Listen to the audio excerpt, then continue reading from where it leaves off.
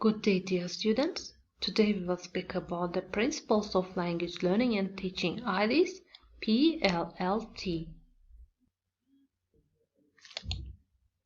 So, principles of language learning and teaching. Language, ESL, English as a second language. Target language is available outside classroom, hands-on lessons suitable for learners' immediate need, acquired to silent period, and EFL, English as a foreign language. Target language may be obtainable through special opportunities. Learners do not necessarily use target language outside the classroom. Good teachers and good learners, as you see, they are relatively connected to each other. If there is a good teacher, there is a good learner in the classroom, or vice versa. If there is a good learner, there can be a good teacher. And what are the qualities of a good teacher? What do you think? So the first quality of a good teacher is good teachers are strong communicators. So when it comes to effective teaching, strong communication skills are a must-do skills. And the second one is good teachers listen well. Great communication doesn't stop when the teacher is done talking. Listening well is one of the most important skills needed to be a teacher. So the third one is good teachers focus on collaboration. So working in education means you are never truly working alone.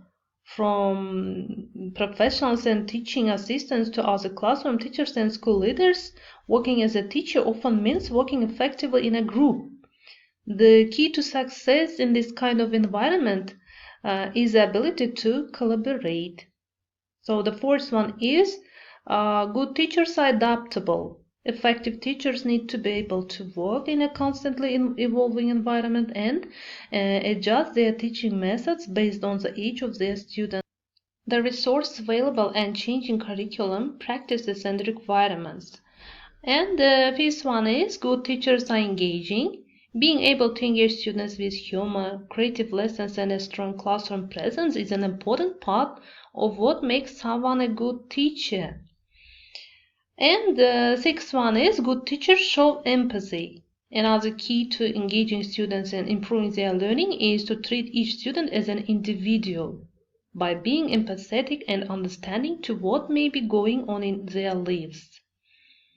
And the seventh one is good teachers have patience. No matter what grade level you are teaching, your patience will be tested while working as an educator. Whether you are managing classroom behavior, working with colleagues with different views, or communicating student issues or progress with parents, patience is one of the most important skills to practice as a teacher. And the eighth one is good teachers value real-world learning. Teachers who bring their students' learning into the real world are often some of the most engaging, but it's important for teachers to bring their own learning into the real world too. And one of the best preparations for effective teaching is to ensure that education students get plenty of classroom experience early on in their degree programs. And the ninth one is good teachers share best practices. A willingness to share knowledge and experience with others is one of the most important qualities of a good teacher. And the 10th one is good teachers are lifelong learners. One of the key skills needed to be a good teacher is a dedication to continued education and a love of learning. And good learner. How can we describe the qualities of a good learner? Okay, a good learner is time conscious. He always gets to class on time, which is the minimum requirement for any learner. And a good learner doesn't interrupt the teacher in the middle of the lecture. He raises his hand if he wants to comment. And a good learner pays attention to what is being said or discussed in class and has the habit of taking notes of whatever. And he doesn't flinch from any challenging task. He would rather deal with it by seeking out assistance from as many resources as he can possibly obtain. And a good learner is patient. It takes time to become competent in any field of study. If he really wants to learn, he should make time for some extra work outside of class.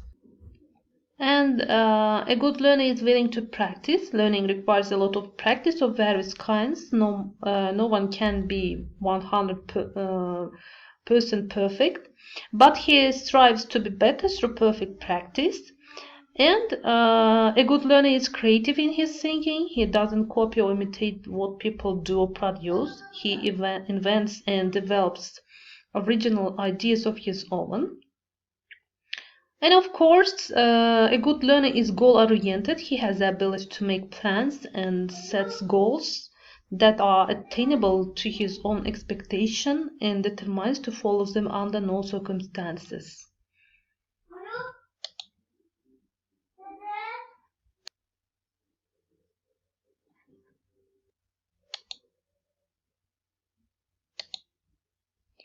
So PLLT is the principles of language learning and teaching. Main base for teaching and learning language, English in particular. And it teaches how to lead your class. It helps teachers, good teachers, as we discussed above, the qualities of a good teacher. And FIESTA, what is it? So, FIESTA is fun and friendly, fun classroom in unthreatening manner, interactive, promotes students' active participation and collaborate with colleagues, explorative, professional development and sustainability searches for more effective learning, systematic, teach material systematically to make learning easier, technology savvy, use technology in teaching and learning process, autonomous and independent, develop potentials with or without guidance.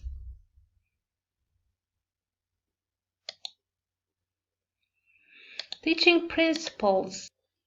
There are several main principles of teaching in English language. They are creating an active learning environment, focusing attention, connecting knowledge, helping students productively managing their time, provide timely feedback, demanding quality, balancing high expectations with student support, enhancing motivation to learn, encouraging faculty-student and student-student interaction and communication, helping students organize their knowledge, and etc. Teaching methodology. First of all, here you should clarify the difference between approach, method, technique, and procedure. So, what is approach? Approach refers to the general assumptions about what language is and how learning a language occurs.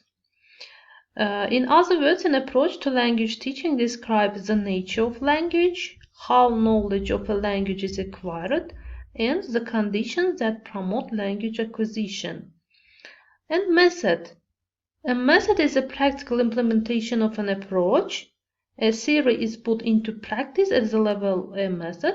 It includes decisions about the particular skills to be taught, the roles of the teacher and the learner in language teaching and learning, the appropriate procedure and techniques, the content to be taught, and the order in which the content will be presented. It also involves a specific syllabus organization, choices of the materials that will boost learning, and the means to assess learners and evaluate teaching and learning. It is a sort of organizing plan that relies on the philosophical premises of an approach. Procedures.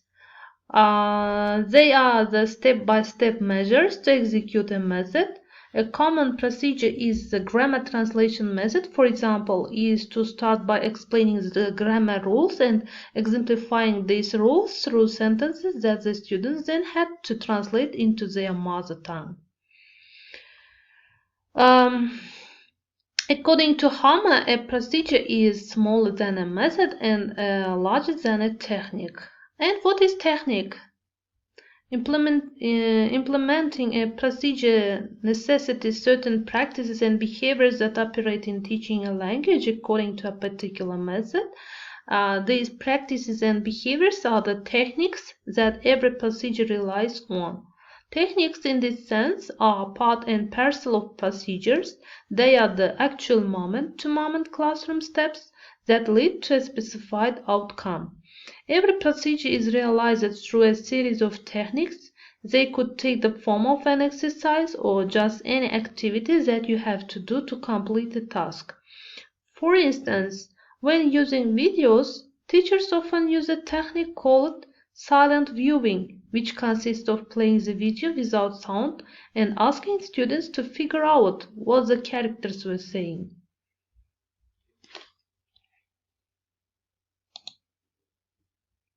Learning theories. Although there are many different approaches to learning, there are basic types of learning theory. They are behaviorism, cognitivism, constructivism, humanistic psychology, and social learning. And here I give examples of teaching techniques or methods. They are elicitation, KVL, or knowing, want to know or learned, role play, categorize me, total physical response, information gap, gallery walk, collaborative learning, drilling, grouping techniques, stay and stray, think, pair, share.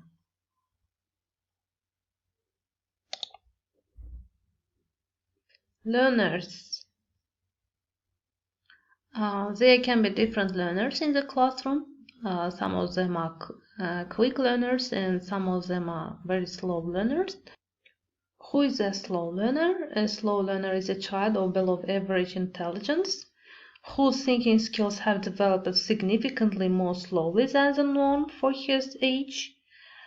This child will go through the same basic developmental stage as other children, but will do so at a significantly slower rate. Motivation. Teachers can promote the advantages of learning language to motivate students. Motivation is a force that causes a person to act. It's an internal process to make a person move toward a goal. Can be driven by both internal and external factors.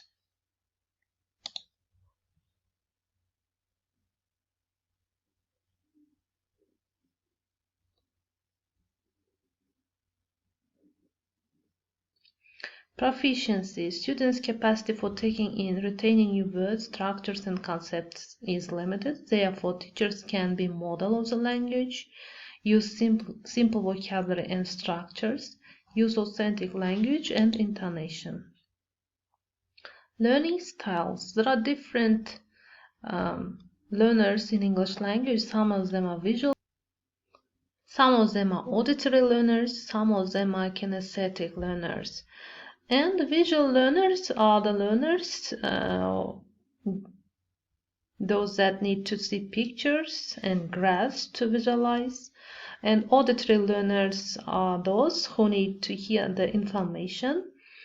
And kinesthetic learners are those who need to engage in an activity in order to grasp a concept. And as you see here is given conclusion. So PLLT helps teachers to do their job well, and it assists teachers to motivate their learners and also create good students, because eventually teachers will be evaluated by how their students perform. And it gives insight on learners' differences so that teachers can accommodate every learner. And it provides the principles, theories, and tools for teachers to lead their classroom. And that was some information about today's lesson, ideas, principles of language learning and teaching. Thank you for your attention.